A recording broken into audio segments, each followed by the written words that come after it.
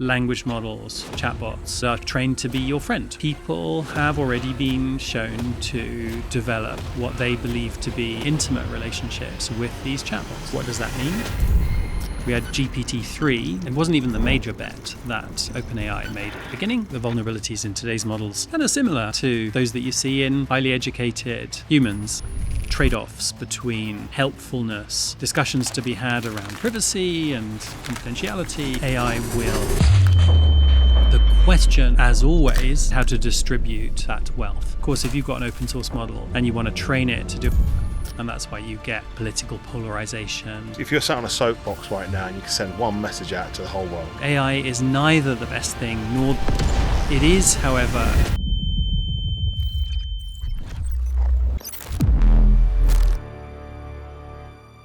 This is Chris Summerfield. He is the Director of Research for AI policy in the British government. He's also a professor at Oxford for neuroscience. And on top of that, he was the 5th member of Google DeepMind, which is now the Frontier, the leading department and division of Google's AI practices. Today, we got the opportunity to sit down and talk about his new book called These Strange New Minds. Really brilliant book. Practical understanding of exactly how we got to where we are today in AI and the potential risks and opportunities. Today in the conversation, we really dived into exactly how LLMs work, how they're similar to the human brain, and exactly how we should be embracing AI as a human race. It's a fantastic conversation. I hope you enjoy it. A pleasure to meet you. You too. Thank you. Thanks so much for having me on. Should I reference you as Christopher? Chris. Yeah, Chris. absolutely. Now drop the professor bit. You can drop the professor. I did long ago. Amazing. When I look at your CV and see the journey that you've been on from Google DeepMind to professor at Oxford University for neuroscience. So where did that all begin, Chris? So I'm trained as a psychologist and neuroscientist. That's someone who studies behavior in the brain. Mm-hmm. One of those, one order or the other. I became interested in AI, I guess, about 15 years ago. Right. So that happened because I got a telephone call one day from a friend. It was a friend who I'd studied neuroscience with. And he said, I'm starting a startup. We're going to understand the brain to build AI. Do you want to be involved? And I said, that sounds a bit weird. And I don't really know anything about AI, but I like this guy. So I was like, sure, count me in. And we went along to a meeting and we discussed the name of the company and someone suggested DeepMind, and that's what it ended up being called. So my friend Demis Hassabis invited me to be part of that organization right from the start. And I spent, I think, 12 or 13 years as a research scientist at DeepMind. And of course, over that period, I not only became interested in AI, but learnt a few things about it and kind of obviously had the privilege of being sort of having a front row seat while all of the exciting stuff happened with Go and video games and many of the other things that DeepMind did. And I worked with them until 2023. And now I work for the government doing a similar role, but different master. I'm a research director at the UK AI Security Institute, and our goal is to try and equip government with an understanding of what's happening, the technological transform that's happening with AI, and help them understand what they should do about it. So I lead research there that measures and understands how AI is changing society. A huge area which people are very passionate about, isn't it? Very big area. Yeah, absolutely. You've been sat in, like you say, a front row seat. It must position you incredibly well, because the Google DeepMind team and initiative, I remember when that started, and it actually got quite a lot of press very early on, I believe. How quickly did it grow? Well, DeepMind was in stealth mode for quite a while. Yeah.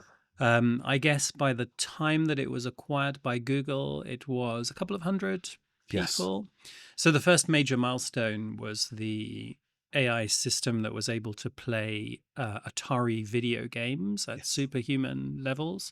And that's when sort of the company went public and there was a paper published about that and a bit of a splash. And that's roughly when it was acquired. When was that roughly?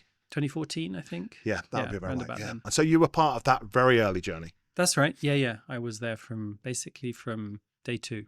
Good. And that also led to your book, These Strange New Minds, which recently published. And that's been the backbone, I guess, that experience at DeepMind for the book. Yeah, so over the last, I guess, 10, 15 years, my work has juggled this kind of two questions of like, Yep. how do brains work and how do you build brain? Right. And that was mainly, it's a book which was written mainly for an academic audience. Yep. And I figured round about 2022, of course, ChatGPT came out and AI went from being this kind of geeky thing that technologists talked about to being something that was on the front page of every newspaper and, Yes. household kind of discussion topic. So I thought it'd be fun to write a general audience book. So I set out to write a book which would kind of try to answer the questions which I guess people were sort of grappling with around about that time, which is, there's an AI system that can talk to me, and it seems to talk fairly fluently. Does that mean that it's thinking? Does that mean that it's conscious? What does that mean? What's going to happen next? And so the book tries to address those questions. Yes. And it does an incredible job of that. In particular, the first third of it. You took me on a journey, which was from the real history of AI and right the way into, at the point in time, 2023, its position of how LLMs work. And actually, it starts to provide you with a platform to better think about its evolution and some of the concerns that we've got about it. Sure. Would you give us a summary of that journey of AI from when it started? Because what I didn't realize was it in the 1920s or 30s that people were thinking about thinking machines back then? Well, people were thinking about thinking machines in the times of the ancient Greeks, Yeah. certainly in the 17th, 18th century. Hmm. So, of course, it's hard to know when to start, but maybe a good place to start is the 1950s. So, Yes. 1950s, in the immediate aftermath of the Second World War, we had the first computers that were actually able to do something. Yep. The excitement generated by that technological innovation was kind of married with a load of intellectual ideas that came from maths and statistics and the nascent field of computer science. And that kind of culminated in an event which is often thought of as the kind of birthing event for artificial intelligence. In fact, the term AI was defined at that event. It's the Dartmouth Conference. Yes. And it's a bunch of guys, multiple different fields, who got together and broadly decided that they were going to try and build a brain. And they were going to take 10 weeks one summer to do it, Right. work out how to do it. So over that summer, they had a lot of very interesting discussions. They didn't actually manage to build a brain, as you can probably guess. Yep. But they did found the field of artificial intelligence. And that field began by thinking about intelligence as really in a way which followed from a philosophical tradition which had dominated throughout the 20th century, which is that intelligence is synonymous with reasoning, like thinking logically and deriving conclusions from premises through lawful operations. Yep. That's an idea which was used to power the kind of earliest successful AI technologies, which did things like prove mathematical theorems. So, of course, if what you want to do is prove a theorem, then you need to apply a set of rules, often recursively, so one step after another, Yep. to get from a starting state to some kind of end state, which is the proof, of course. And the early pioneers took that idea and they thought, well, that's basically how brains work. So in Go ideas, you do some crunching, some thinking, and out comes a course of action. That was the way that most AI systems were built throughout the 50s and 60s and way up actually into the early 2000s. Yes. The problem quickly identified, or well, maybe not so quickly identified, but the problem with that approach, powerful as it is that it implies that the problems that you want to solve have to be amenable to a set of very hard and fast rules. Yep. So everything has to be rule-based. And the trouble is that, lots of things in the world work very well rule-based. So if you want to play chess, there's a set of rules and you've got to obey them. There's no room for latitude. Yep. But lots of other things don't work like that at all. So if I ask you what are the rules for tennis, you can tell me, I can tell you the rules of what, how the points are scored, but that's not going to make you a really good tennis player. Absolutely. So you need more than just reasoning about logic with rules. you also need learning. And that idea actually began relatively early on as well. Okay. So there were early ideas about building systems that could, rather than implementing rules, they could learn those rules from data. Those ideas in the 1980s really came to fruition with what was known as the connectionist movement, which were the first neural networks. Right. But computers weren't really powerful enough to capitalize on the ideas that were developed in that period. And it wasn't till the 20th century, when computers got really good, that those ideas came into their own. And the deep learning revolution that we've seen over the last 10 or 15 years is a product of the marriage of those early ideas about learning with very powerful computers. And what I found fascinating about your book was, in fact, there's one statement, I think, where you talk about how if an alien was to come down here and look at all the languages which we were talking about, all the different dialects, and they would all think we're speaking the same language, which I found fascinating, because you start to talk about all of, not the rules, but the kind of the nuances of language and how they then fit into these models that we're using, these natural language models in these LLMs, which leads us to where we are today, right? If you were to explain in simple layman's terms for someone that's listening how an LLM works, how would you do it? Yeah, so language is a problem that has been at the core of AI research really right since the start. Yeah. And those same two ideas around rules and learning were the sort of competing theories of how language should be learned. So learn the rules of language, syntax, or learn language, the statistics of words on a page. And what an LLM does is it adopts the latter approach. So instead of trying to work out what the kind of the structure of a sentence is, you feed in a vast amount of text, digitized, of course, because now we have the internet, which is trillions and trillions of words of text. You feed that in and you very simply ask the model to predict what it thinks the next word or word fragment will be in a stream of text. Yes. And so people have tried that approach for quite a long time. You can take sentences like "the cat sat on the something," and if you've read enough text in English, you will know that "Matt" is a more likely continuation of that sentence than "sausage." We know that it's possible to learn to generate plausible sounding language from just learning lots and lots of text. But two things happened in the late 2010s which really made it actually work very well for the first time. The first is the invention of a tool called the transformer. So the transformer is an algorithmic tool which is at the heart of large language models, LLMs. And what it does is it's a bit similar to what previous neural networks did, but it's also very different in an important way. Right. Because what it does is it has a very clever algorithm for learning which bits of a sentence go with which other bits of a sentence. Right. So in a sentence, things like pronouns will tell you something quite useful, even about other words in that sentence.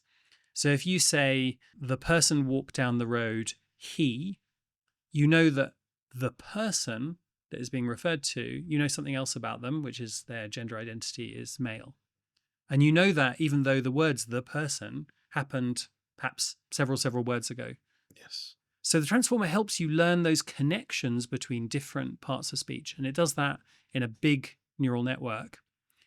So that was innovation number one, was the transformer. That turns out to be really, really important for learning language. The T of GPT. The T of GPT. And the second thing was just scale. People worked out how to build transformers really, really, really, really big. And people initially thought, well, our neural networks are already really big and nothing's happening because they had millions of parameters. Yep. And it was OpenAI, the research company, that said, well, sorry, but actually millions isn't enough. Let's try billions. And when billions wasn't enough, they said, well, let's try hundreds of billions. And when we got to 174 billion parameters, we had GPT-3, which was the first large language model that really wowed people. Yes. And that was the basis for the first iteration of ChatGPT. Amazing. And what's fascinating about that is that I've listened to the chief data scientist of that, Ilya Sutskever, yeah. Yeah. And he talks about how the fact that they had no idea that it was going to achieve those results. They just tried it. That's the first thing. And the second thing is they don't really understand exactly, and I might have this wrong, but my understanding is that they don't really understand exactly why it had such a great impact on its success. Is that right? So first of all, you're absolutely right that language was only one of many bets. It wasn't even the major bet that OpenAI made at the beginning. That's described really nicely, actually, in a book called Empire of AI by Karen Howe, which came out recently, which I recommend. Ilya Sutskever was an advocate of scaling. So he believed that there was going to be a lawful relationship between the performance of an AI model and the number of parameters. You can measure scale in a number of different ways. The number of And when you say parameters is a lawful, good you proxy. mean a direct relationship between them. Exactly. And so what OpenAI did is they actually did research, primary research, which showed that this scaling law held over a number of different model sizes. So they built models of different sizes and they worked out how good they were at generating plausible text. They had an index, nice index of plausibility of the generations, which is called perplexity, which is basically the inverse of how well you're predicting the next word in a sentence. Yes. And they showed that this was pretty much a straight line. So if you believe in straight lines, and you believe that those straight lines, not all straight lines continue, some saturate, but if you believe that those straight lines continue for at least a while, then you can say, well, if I had a model 10 times bigger, then it would actually be much better. And if it was 1,000 times bigger, then maybe it would be able to talk like a person. And they took a bet on that being true, and that bet turned out to pay off. I guess it's the type of thing that you follow until it's no longer a straight line, really, isn't it? Yeah, well, I mean, there's a lot of discussion around this. So of course, straight lines are great, but if you think about marathon running, marathon times were a straight line for a while. They just kept on getting faster and faster, and then eventually they kind of plateaued. Yes. And we're sort of in the plateau. Maybe who knows what will happen in the future. That's a fascinating debate in itself, isn't it? It is, yeah. And I think that.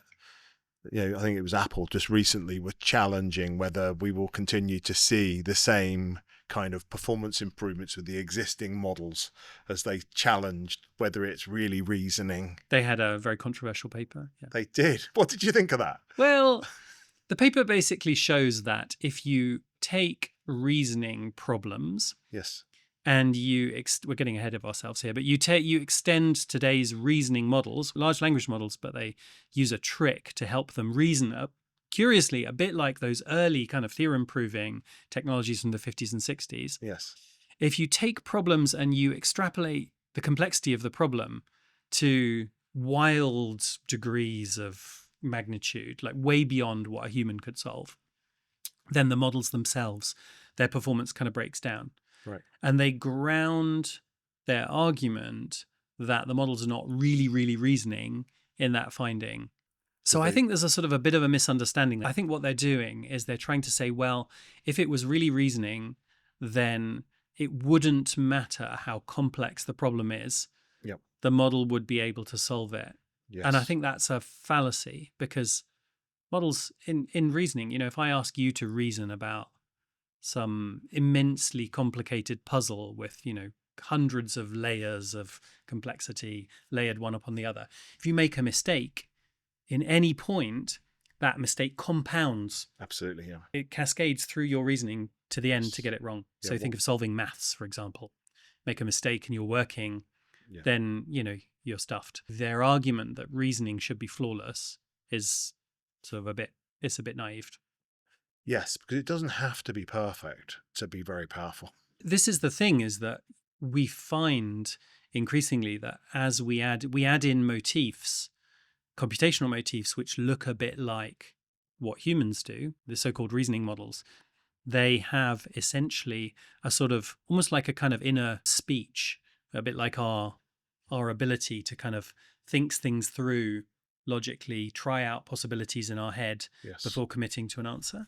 What we find is that as we do that, the models, of course, get better, but they also, in some ways, they get more human-like as well, because their way of solving problems becomes a bit more like ours. Yes. And that both means they have many capabilities that humans have, but it also means they have vulnerabilities that we have too. And actually, I think the vulnerabilities in today's models kind of similar to those that you see in highly educated humans. Yes. Not, you don't have to have read the whole internet to be like an LLM, but That's an interesting point, and we'll go back slightly to that point that you were just talking about. So you were explaining how the LLMs have worked and how they've scaled and how we've got to GPT-3.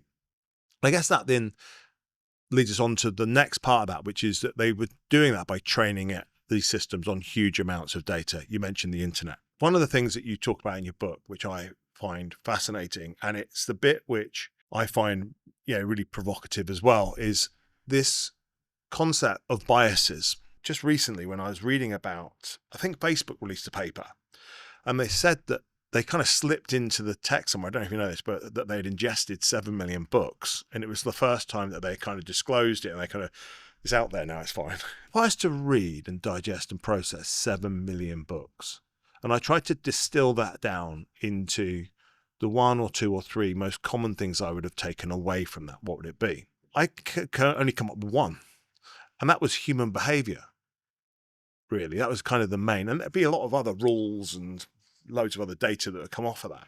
But the most common thread I would have understood would have been the way that people think and act. Sure. Yeah. And that's fascinating because you've got the good, the bad, and the ugly in there, haven't you? So the models are trained on vast, as you said, vast streams of human data. That data discloses lots of things, both about us, about society, but also about the natural world as well. So the models, and those are the things models know about. They know quite a lot about different cultures. Yep. They will know about history. They'll know about science. They'll know about geography. In fact, they'll know about all the things that we know about and talk about on the internet. It is utterly remarkable that they're able to synthesize those volumes of information and then generate them in meaningful form. Of course, the naive models just trained to predict the next token don't necessarily produce that knowledge in very useful form, because all they have to do, all they're trained to do is literally to continue sentences. Yes. So GPT-3, very often in its naive form, you would, what's just called the base model sometimes, so the model that's just been pre-trained, you would ask it a question and it would respond by asking many other questions. And that's because on the internet, questions often occur in lists. So one question, most logical continuation, 19 more questions, turns out. Yes. So what the developers all do now is they take additional data, and that additional data they use to steer the model to respond not just in ways that are good continuations of existing text, but are actually useful to the user. So if you ask it a question about trivia, it will then answer drawing upon those 7 million books that you referred to. Yes. And of course, the ways that it's going to respond will depend upon the biases that are in the data, the initial pre-training data, and in this, what we call post-training data, so that the explicit steering that the companies have used to make it more useful. And that means that developers get quite a lot of choice. They get say over kind of what those biases should be. They don't get perfect say because they don't get to say what's on the internet, but they do control the steering. So you can think of a lot of what goes on in discussions about the sort of harms or benefits of AI as being a discussion about what's in the data and how does that drive its tendency to behave in one way or another. Yes. And of course, the data was generated by people. So many of the kind of, insufficiencies, biases, weirdnesses that it demonstrates are sort of quintessentially a bit like us, because that's what it's learned from. It's those frameworks, I'm guessing, which are, and those guidelines and weights and everything that's used there to define the behavior or how it should interpret the way it thinks about the data that it's been trained on, you mentioned. And I guess that's the same framework which we are reliant upon people to provide the governance from a safety or a security perspective. The companies themselves, developers themselves provide, they all have risk frameworks, and they have a lot of them have what they call responsible scaling policies, which describe essentially the sort of behaviors that they consider desirable from the models, especially as the models grow. Yep. And there are very obvious risks which models incur. So knowing lots of stuff is very useful. But of course, there's things that maybe you wouldn't want everyone to know. There are things about, kind of various technical things about how to commit crimes, for example, that, it might be better if they're not in the public domain. So the companies themselves take steps to try and make sure that that is not exposed, so that you can't just, ask ChatGPT how to build a bomb Yes. or how to commit other, harmful acts. Yeah. And for the most part, those are reasonably successful. Of course, there's also a room where they're inadequate for standards. And, all countries have frameworks for trying to establish standards about, what would best practice look like in this in this framework. And then you talk about those constraints then constraining creativity. There's a fine balance, I think, between us putting the right constraints in that don't constrain its productivity or creativity. So it's an incredible balance. And I think that's where we see nations sat right now, isn't it? Which is where we want to control these sorts of things in a positive and constructive way, but don't want to hold our nation and industries back from being at the front of that race, I guess, or the front of, part of that journey. Yeah, it's interesting. I mean, so a lot of the responsible development frameworks that the companies have talk about trade-offs between helpfulness and harmfulness, right? So the idea being that if the model is too helpful, then it can create harm. So that a good example of that is it responding helpfully to a query about how to commit a crime, which could end up being harmful. So that tension is there in the developer policies. I think it's also true, though, there's a sort of converse way of looking at it, which is when you talk to businesses that might want to actually use AI, so actually use AI in their products, consumer-facing products, what they tend to say is that tension often kind of actually isn't quite so acute. So that's because very often the things that make the models safe will also make them more likely to be willing and able to deploy the models in a consumer setting. So help me understand that. Explain that again. Let's say you own a business that provides customer service. And you're thinking about using an LLM to automate parts of your customer service provision. The one thing you don't want is for just randomly, you've got the model chatting with a customer and the model goes off the rails and starts being racist or insulting them or something like that. So here's a clear case whereby if I owned that business, it would be essential for the model to be safe in order for me to consider deploying it. And so the discussions around productivity benefits from AI sometimes cast safety measures as an impediment.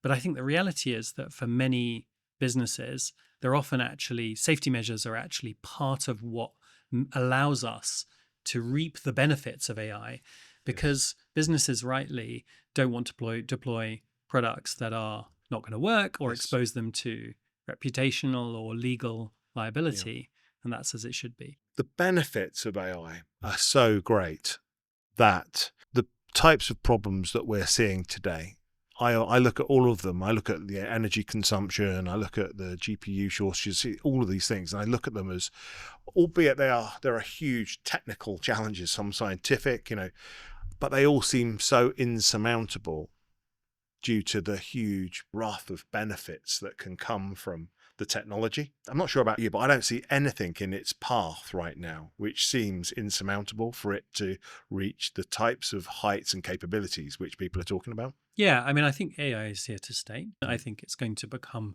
more and more capable. I think there's no doubt about that.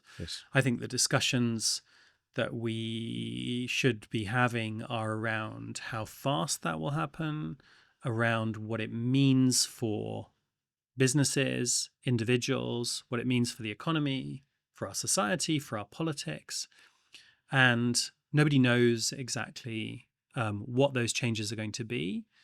But I think irrespective of whether you're kind of someone who believes that the technology is the best thing in the world or the worst thing in the world, those changes are going to be significant and dramatic, and there's no avoiding that. Yes. It's why I think we all have to lean into it, actually, because there is no stopping it. And actually, it's really important that people lean into it from all shapes and walks, whether that's policy or whether it's through innovating. I think people have to start to look at how the technology doesn't just serve a few hedge funds and a few big tech businesses. People have to find a way of it paying. We talk about paying it forward. Actually, how does it serve the community? Yeah, totally. I think there's a couple of meta points to make here. I mean, I think one is, so the viewpoint that you articulated, philosophers sometimes call it technological determinism. And the argument is that productivity benefits of technology are so great that it's almost impossible, its arrival is almost inevitable, and there's nothing we can do to stop it. Yes. That's a contested view. And I think that whilst it's definitely true that AI is coming and it's going to change our lives, that doesn't mean that we're powerless. And I think that every day, as users of AI, as deployers of AI, we have choices. You're a businessman. You think about the use, how AI is going to be used in your company. You have choices. There are choices about like whether you use it responsibly or not, how much attention you pay to these issues of safety and ethics and equity, fairness. These are choices, and it's actually not kind of, necessarily the sort of tech leaders in Silicon Valley who are making all of these choices. Regular people on the street who are using and deploying AI are making those choices too. So it's up to us in some ways, and I hope we'll make the right choices. Yes. I think the second meta point is it is true that AI will undoubtedly generate wealth. It's already generating wealth. That is a good thing. The question, as always, and it's not really a technological question, it's a socio-political question, is when wealth is generated, how do we decide? We've got to decide how to distribute that wealth. And often when new technologies come along, the distribution, those benefits don't accrue equally to everyone. That's typically the case. And then we face political choices. Yes. Of course, those political choices are not different from the ones we've faced forever, which is about the wealth that there is in society and how we distribute it. I hope we'll make choices that mean that the fruits of AI are distributed as broadly and as fairly as possible. But that's a personal view. And I back that entirely.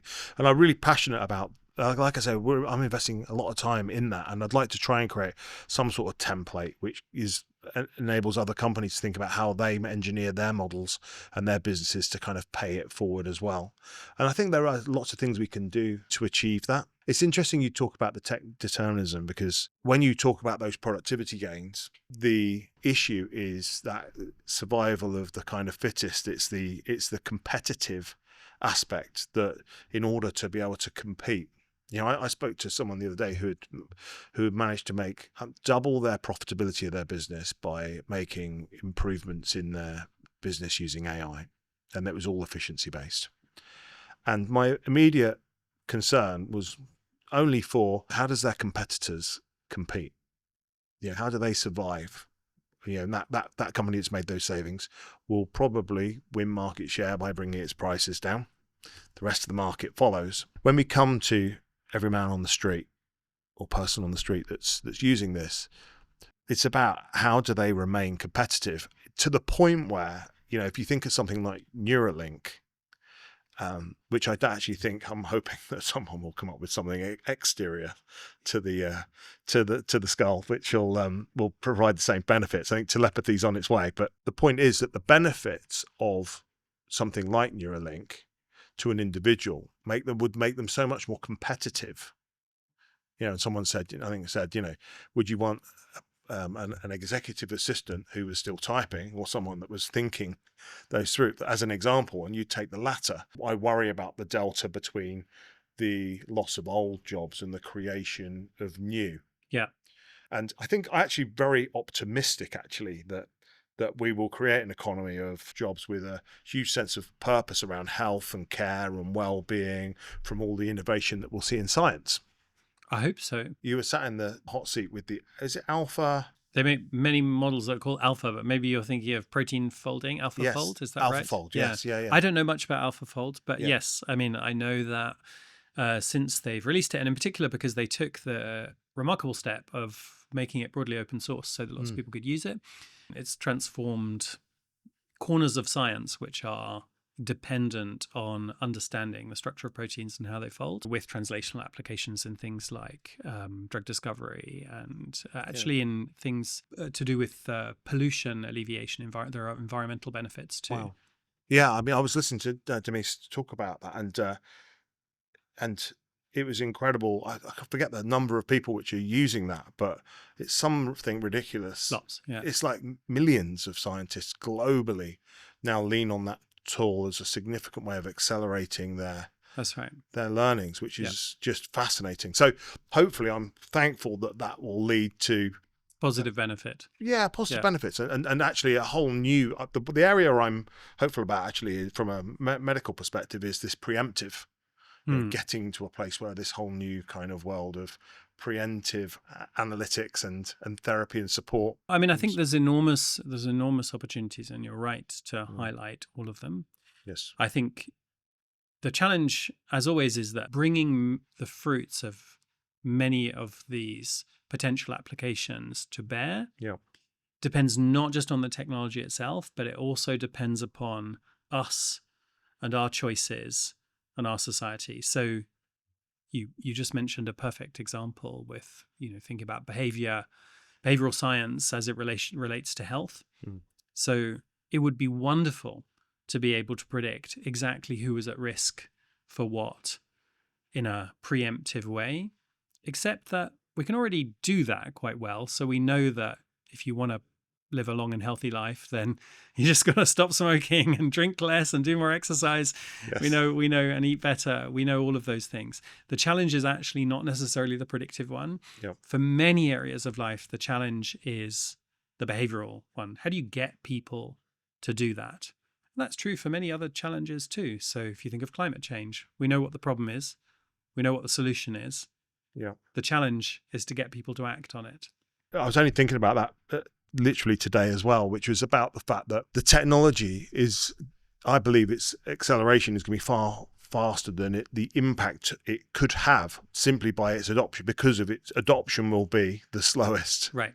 Critical point. So it always is, yeah. Yes. So, and there's a phenomenon in economics which is called the productivity paradox, which is the fact that technology that should, in theory, massively boost productivity actually doesn't, usually for a period of many, many years, because of the frictions which impede uptake, like what we were just discussing. So that might be people's personal reluctance. Yeah. It might be the need for physical infrastructure, which just isn't present. So if you want to use AI in the National Health Service, for example, something that I'm sure many people would think is a good idea, you have a number of battles to fight. So one of them is that a lot of patient records are on paper. So already you've got to digitize everything. That's nothing to do with AI. Yeah. That's just, that's a step that you've got to take.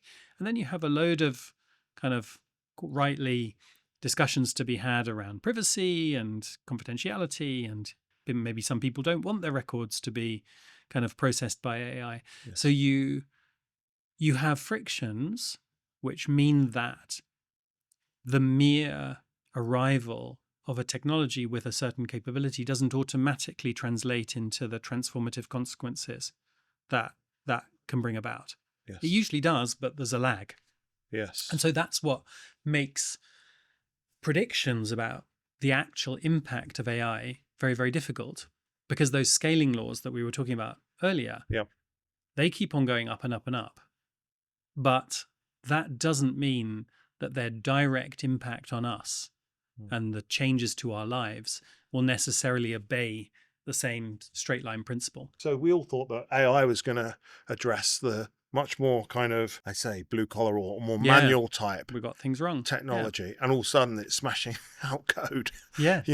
code and the creative industries. Yeah, So, and it was literally 3 or 4 years ago, which people, I remember seeing a TED Talk, I don't know if you've seen it, with the chap that talks about education and how it should all be, school should all be focused on creativity. I haven't, but no, it's fascinating, and a great guy. Yeah. And he's very passionate. It's one of the most successful TED Talks. And I lent into that as well, thought about that a lot. But then all of a sudden you see that, like you say, it's had such an impact on creativity. What a lot of studies are finding is that AI does uplift productivity, as you might imagine, at least in a certain set of sectors, but it doesn't uplift productivity equally. So actually, workers who are already kind of like right at the top of their game, already leading, they actually experience relatively minimal benefits. But it's those who, perhaps they're less experienced or just less well-trained or qualified. They're the ones that see the greatest benefit. And it's interesting, earlier we were talking about equities, fairness of outcomes from AI. And one of the corollaries of that finding is, of course, that what AI could do is to kind of bring more of a level playing field across a range of different domains. So where you have people with different kind of, let's say, different access to education, different access to those amazing, PhDs that get you a place at DeepMind or another tech firm. Despite that difference, AI has the opportunity to kind of, bring everyone up to the same level. Yeah. So that's a positive story, and I hope that that's something that we'll see more of. Yeah, and I think if you think about it, so it's Google, isn't it, that you've got VO, the that's right, the video generator, which is like game changing.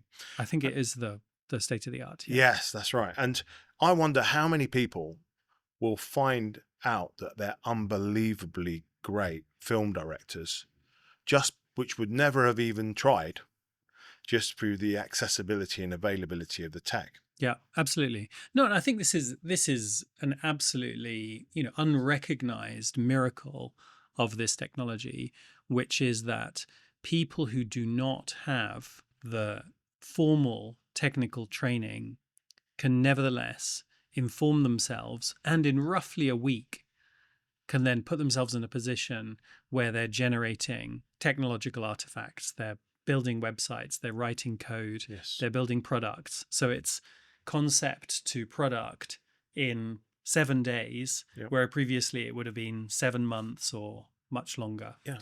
So this is just absolutely astonishing. And of course, many people are aware of this and taking advantage of it, but I think it hasn't yet kind of seeped into public consciousness yet, that no matter what your background is, maybe you have a great expertise in flower arranging, but you think that you don't even know what coding is, but you could sit down and do something using these new tools, which would put you on a par with, the best developers. I think that's amazing. You don't know it until you know it, and it's like my 5-year-old boy, he wasn't particularly sporty, quite creative, in fact. We wanted to get him to sports, and we thought, we'll take him to over the Easter holidays, just gone. We'll take him to a whole range of different sports. And he's very creative, very kind, gentle, taking him to 4 or 5 different sports. He now does Muay Thai, of all sports, out of the blue, 4 days a week, desperate to go. And it's not until you do something, you get a feel for it, and you get that bit of belief and confidence. And it can be the most obscure. Toe in the water. Yes. Yeah. No. Well, learning is like that. So in my lab in Oxford, we study learning. And one of the deep insights not from us, but from the learning literature in general, is just how powerful motivation is for powering learning. So of course, to learn something, you do have to put your nose in the textbook. You've got to make some effort even today. Action, But so much of it is around your own motivation to do that. And that's a well-established psychological. Yeah. And this is lowering the barriers to entry to so many things. That's right. That people are going to stumble across passions. And I think actually social media, it's really interesting. Social media, I look at Gen Z, and this is a conversation in itself, and I say that people struggle to kind of sometimes tap into the motivations of Gen Z. And I think that's because it's so splintered. Those guys have got this access to such a broad range of experiences, information, knowledge, that they have such, I think, a much more diverse level of interests. So trying to tap into those things is very difficult.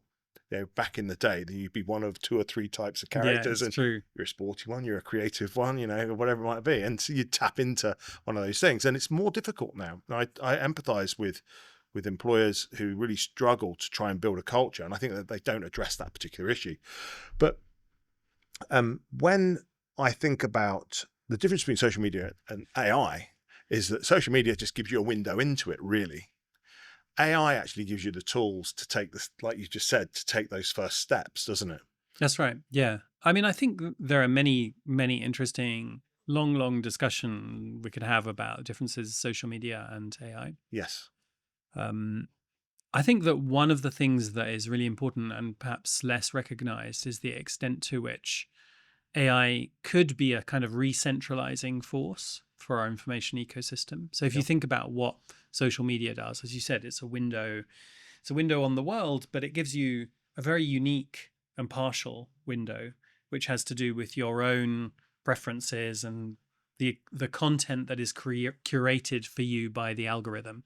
So what you see on your social media feed is, of course, determined by, what the platform thinks you want to see and who you know. And so it gives you this kind of little slice of life. But AI, of course, at the moment isn't like that. So at the moment, when you talk to most AI systems, they will give you something which is not personalized to you at all. In fact, it's quite generic. And that genericity is, of course, both a strength and a weakness. So for platforms like ChatGPT, websites like ChatGPT, it can sometimes make it seem a little bit corporate, a little bit bland, Right. because it gives you the answer that it think the average person is most likely to want. Yep. But it is, of course, interesting and potentially beneficial in the sense that we know that the world that you live in social media, which is so shaped by your own preferences and your own beliefs, creates fragmentation. So it tends to push people apart. And that's why you get political polarization and lots of battles on Twitter and a lot of hate as well. And so there's a question about the new information ecosystem that we're building. How do we ensure that we don't repeat the issues that arose when social media just kind of organically took over our lives without, with very minimal constraint? Yes. And how do we ensure that AI is a force for kind of bringing us together rather than pushing us apart? I think that's a big challenge that we have right now. And because the barriers to entry are continually decreasing for people to build their own models, for them to then influence those models, train them, weight them in certain ways, the larger models, I guess, are going to get such scrutiny, right, that I'd imagine that the scrutiny they're going to get is going to be pretty heavy. We've got all the learnings from Amazon, Facebook, and the ethics committees that have been required, and the different ways of kind of sanitizing what they're doing. And I mean, it's incredible when I look at Twitter, those Twitter files, as long as they were accurate, were just unbelievable to see how Twitter and these large platforms are being influenced. And I guess we've got those learnings. Hopefully we're going to be addressing that with these larger models. But interestingly, the barriers to entry with this technology is what actually concerns me the most, because the issue is that you can't control everything. Historically, demand of the biggest businesses, your Facebooks, actually centralized our ability to influence these things in a relatively simple way. And that it was the edge cases for social media were pretty narrow in terms of scale. Here we've got a technology which is available anywhere. I think someone pulled together an actual, didn't they say someone in California knocked together a whole model for about $50 or $60 or something, their own model. I'm sure that was a bit of a scam, but anyway, I'm sure you can now buy them off the shelf. So people, as this technology evolves and it becomes more democratized, more available, its biggest issue is this splintering, I see.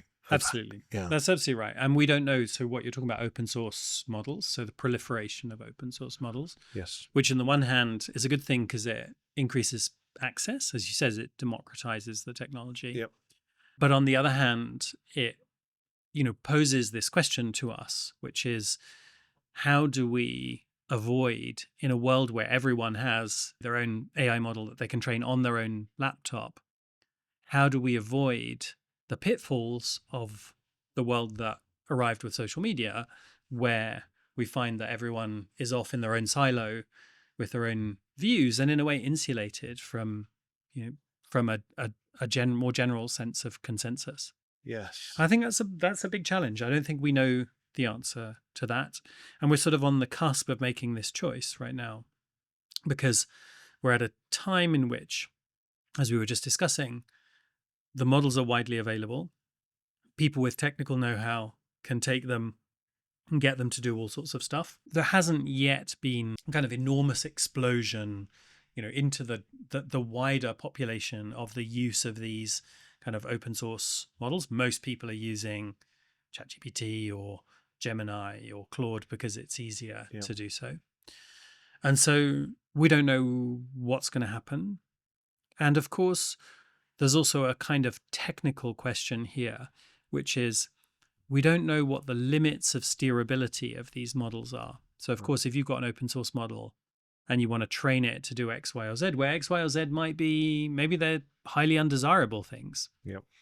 We are not yet fully certain what the limits of what you can steer these models to do might be. And that's, of course, going to determine exactly how fragmented that world is. Because if they're infinitely steerable, then, the world's your oyster. I think the biggest threat is not where we are today, is it? It's like it's the rate of progression. And we come back to that bit that we spoke about earlier, really, which is that AI is not performing the way in which humans perform to get the same look when it looks to achieve the same outcome. It takes a different process often.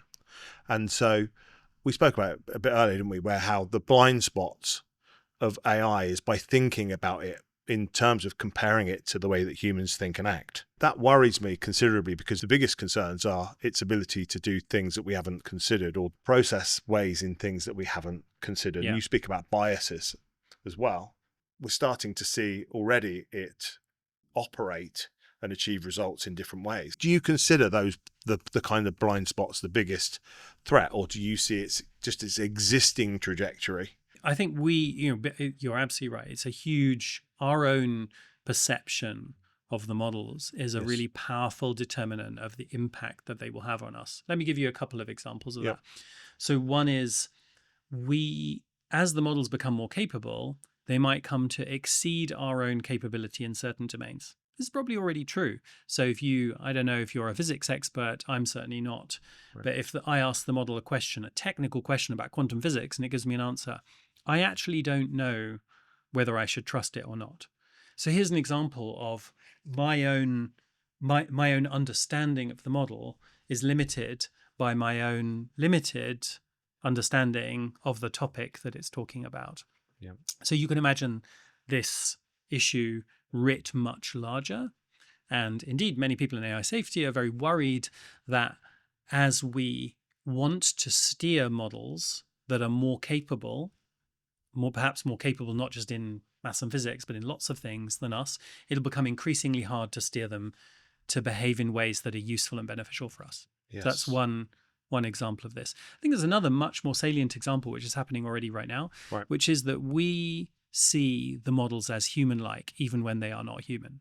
And so there are websites that host language models, chatbots, that are trained not just to answer queries or give you information or be useful, but trained to be your friend, and so-called companion applications. Yeah. And these websites get hundreds of millions of hits every month. These are not fringe activities.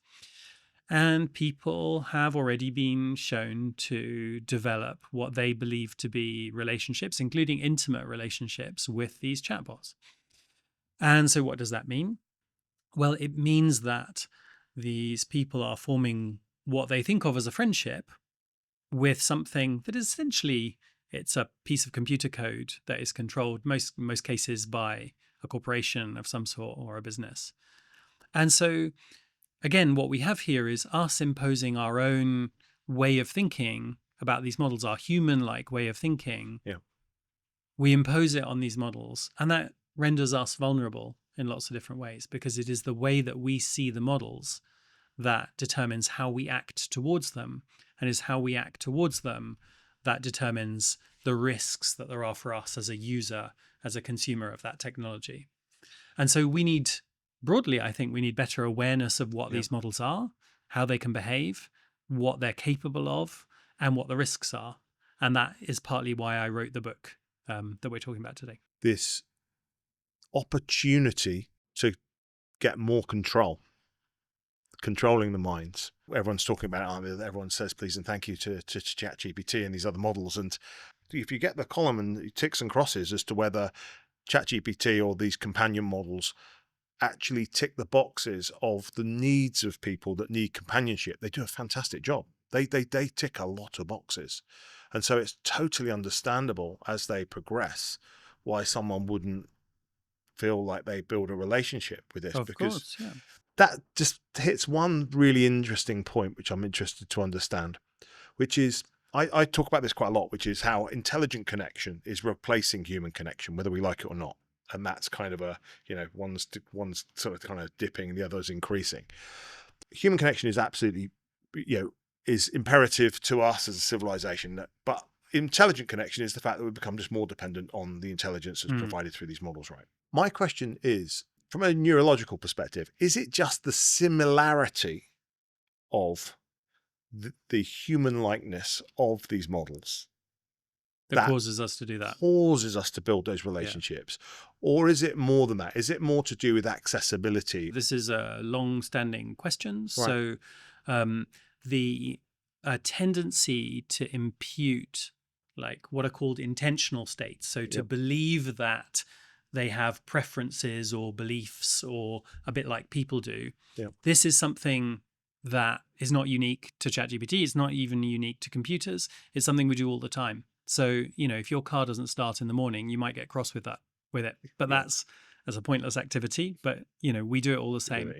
The way we engage with animals is also the same. Of course, animals have, we don't know what it's like to be an animal, but they have limited forms of consciousness awareness, I'm sure, but we interact with them often as if they were another person. And our interactions with computers are really, really guided by this tendency to treat them in a human-like way. So of course, now we have computers that can talk back. It's really, really powerful.